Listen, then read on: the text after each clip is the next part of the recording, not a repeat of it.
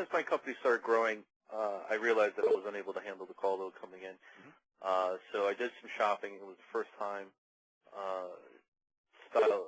shopping for this style of service, so I didn't really know where to look. So I did some searches on the internet. I looked at some ratings.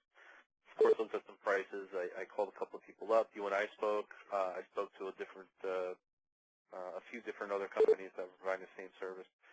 And your prices were, let's just say they were a little bit on the high end, but I realized that from what we spoke about and what I saw on your webpage, I know that your service was going to be a little bit more than the majority of the other ones I was looking at. Sure. When I was making a comparison.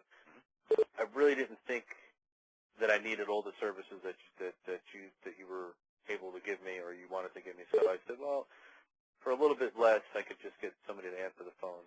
I mean, that's basically what I needed. Just somebody to pick up the phone, take a message, forward the message to me, and then I take it from there. Well, it didn't turn out like that. It just it ended up being a disaster. Phone calls were not getting routed correctly.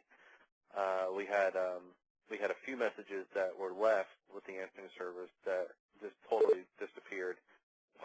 We're unable to track them down, unable to locate them, no record of call coming in, but when I speak to the client directly, who I've been dealing with now for 3 years, they assured me that it did call my number, it did go to my answering service, they did say yes to the safety management, and they did take the message, and the client didn't feel comfortable with the person taking the message and asked for it to be repeated back to make sure that the message was exactly the message it should have been, and the answering service read it back, and she thought, okay, well, let's see what can happen, let's see what can go wrong. Well, I never got the message.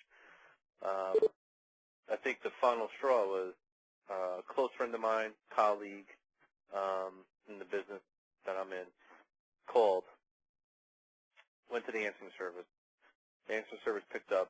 He didn't expect it because it was something that I didn't announce. I activated the service, and he realized that it was an answering service, and he says, well, he asked for me, and the answering service said, well, we don't know who that is. And then he says, well, is it ABC company? And the answering service says, no, it's not. So he hung up, and then he called a different number for me, which also forwarded to the answering service, and he got the same result. So that was the final straw. I couldn't, it's to lose messages like that, and to also not represent either the company or not even know who I am as the client.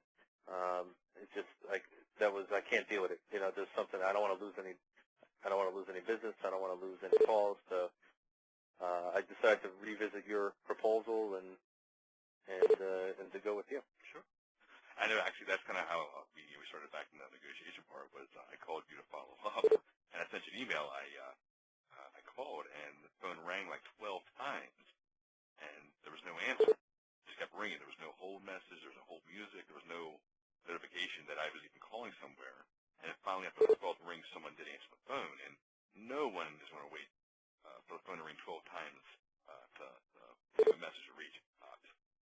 So I think that kind of was, like you mentioned, with the final straw and everything. And I just wanted to kind of get your feedback because, a lot of people, what's presented and what's offered in the end, a lot of times are not always the same story. So I thought it was a pretty good story to be able to share. No, that's exactly how it ended up. And when you sent me that email, pretty much telling me that the phone rang 12 times, I used that email. I didn't forward it to the previous answering service, but I read it right off my email, and I told them.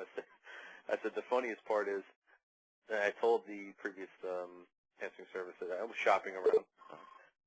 And I told them that a lot of companies I kept an open dialogue with, I did a follow-up phone call and told me that it rang 12 times.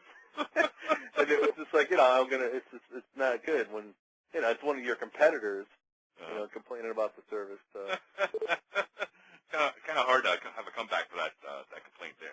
Yeah. No, I mean, and then the best part is, after all was said and done with, I canceled the service, or at least I put the request to cancel the service.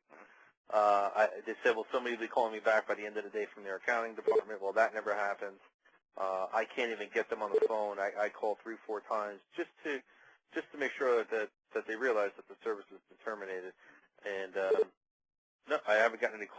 can't get anybody on the line, and I have no credit to my account. As we speak, even if they decided to, to prorate it and say, well, you had us for 4 days, and that's going to be $3. Right. So it's just bad customer service and a bad service overall. It's funny how you can reach when they're trying to sell you, but not when they. Well, that's exactly what I did. After I realized that I couldn't get their what they call their department as the customer relations department, I called back and it said press 1 for a sales rep, and then they picked right up.